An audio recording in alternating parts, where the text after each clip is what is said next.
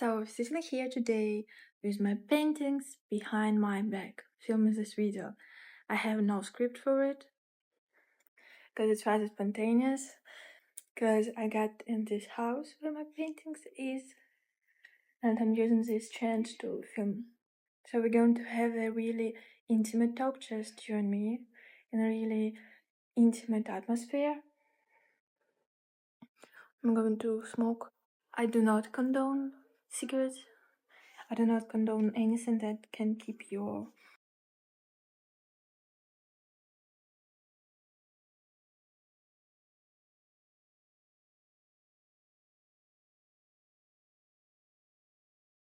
Why is it so hard for me to sell my art?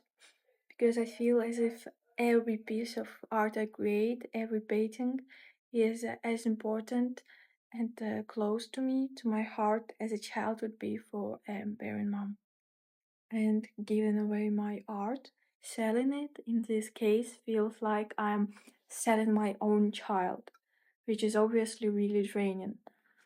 The amount of time I spent on painting, the amount of time I spent later on thinking, on writing the concept, on imagining everything, on planning my marketing strategy, it all sums up to such a level of importance of the artwork for me that it becomes nearly impossible to put an adequate price on it, because everything seems too small for me, because I know how much the heart of soul I pour in it while working on it. When I look at the art, I see all the effort, all the energy I put in it, and also I see my emotions and what I felt during the time I was working on it, because painting takes a lot of hours, a lot of months, sometimes even years. And what I've been through while doing it, it all reflects in my art. So every piece for me is a layer of my life, where piece of what I've been through is written all over it. In this case, letting someone else acquire your work, let someone else own it, seems impossible, seems overwhelming. Because how can you own something so vivid, so alive for me? In Russia, we have sort of thought piece, but only for Russian market. It's called Vladey. And Vladey, the name translates in Russian to own it, own it. And they sell specifically only art. And I've been thinking a lot about the naming.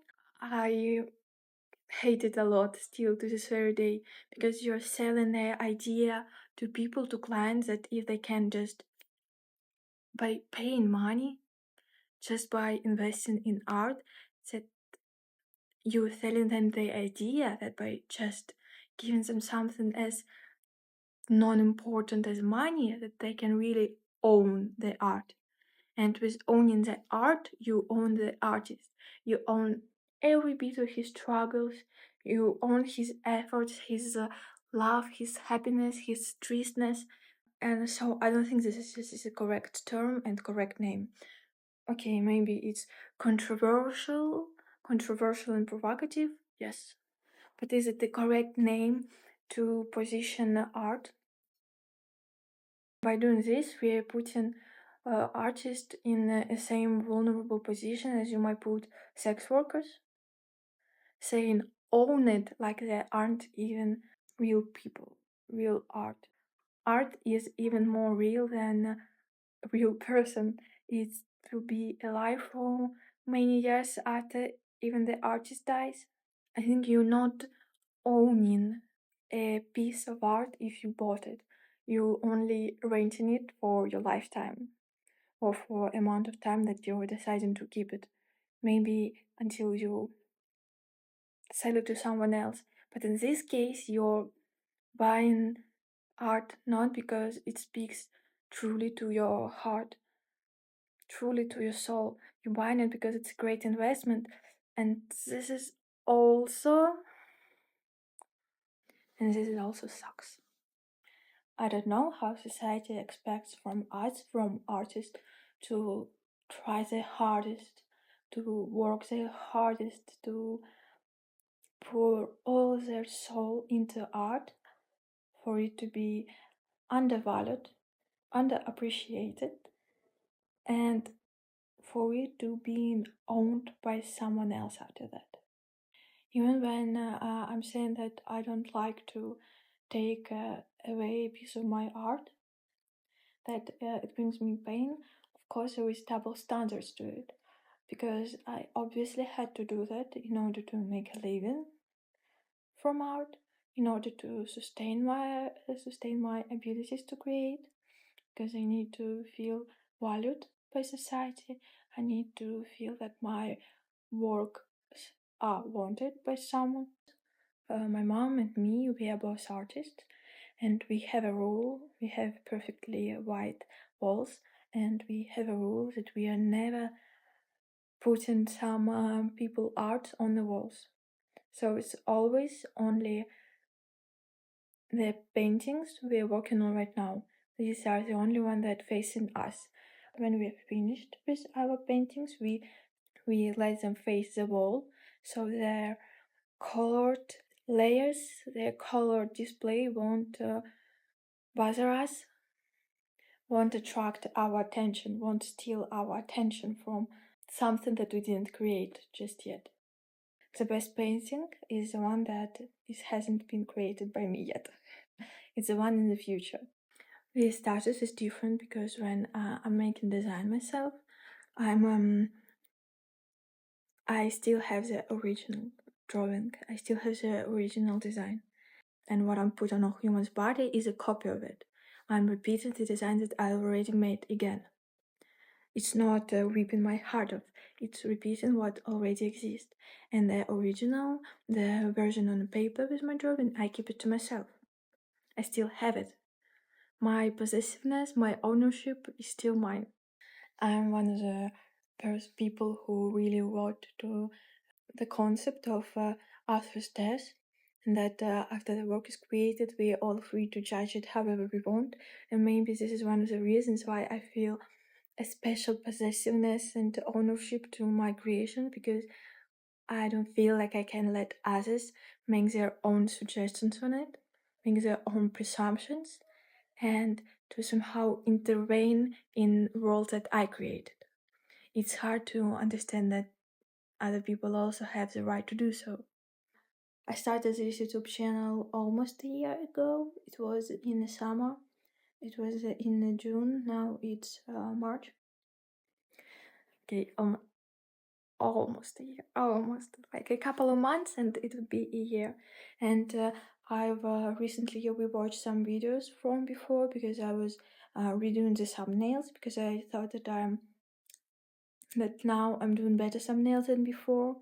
So I was redoing them to make them look more professional and stylish. So I've been rewatching some videos that I uploaded like 5 months ago, 6 months ago, and I looked so different in them. I've been so much more energetic, a bit more childish, full of life. And now I feel like I've grown older. It was hard for me to accept that I'm not a teenager anymore, and I'm already not a teenager for 2 years. I'm 21. Oof. I'm finally legal to buy alcohol in the United States, in Dubai. And I feel the pressure even more. When I was younger, I was expecting much more from myself in this age. My work is something that exists only in singular copy. It's a unique version. You can't repeat it again. You can't anyhow make something that would be resemble it. I've did it, and I won't be able to remake it again. This is why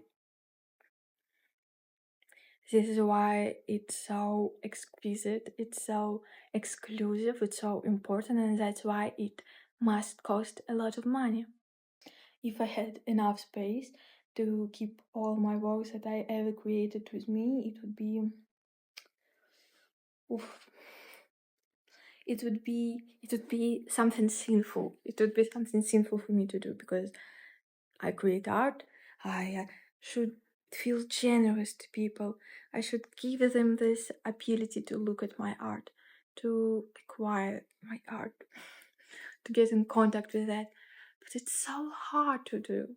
And considering all of that, how preciously I valued every single one of my work, I still have this very unpleasant habit of mine to cover up the work if I see it is imperfect, if I see it is badly, so I can cover the same canvas over and over again. This is the habit that made me lose a tons of time and tons of good works if I just waited and realized that my emotions are a bit unfair toward that art, that I'm a bit too impulsive in my decision to cover it up. Thankfully, my habit isn't going as bad as some of artists I know. They used to take a knife or take scissors and just completely destroy the canvas with a painting and with a canvas that you could use for other artwork in the future. My girlfriend, had a terrible story. She had canvases that were put together, like really close to each other. They were standing near the wall, and she got really mad. She got really emotional because something wasn't going the way she planned with the art, with the painting she was doing in the process. Maybe something else triggered her, and she took the knife. She started slaughtering this poor stabbing this poor canvas. And when she got cold after that, when she pacified herself, she took it away to see to check the damage control, and she turned it, and she saw that other canvases that were standing behind this one are ruined too, and some of them were already sold to other artists. And with that, she just lost a tons of money. With the way she ruined them, she lost tons of money and time. And I feel I can only imagine how harmful it might have felt, and how emotionally pressuring it was for her. And she was living in New York, and this is extremely expensive city to live in, especially as an artist. So about my marriage, it still isn't out yet, because I'm checking the t-shirt material, the fabrics. I'm trying to understand what would be the best option for me to make, how to make them the most good looking, the most quality, but not as pricey, to make it more affordable. So I'm still in the process of trying out new things. Stay tuned for updates. Thank you so much for being here with me today, and I just wish you all a peace with yourself. I really hope to see you again on my channel.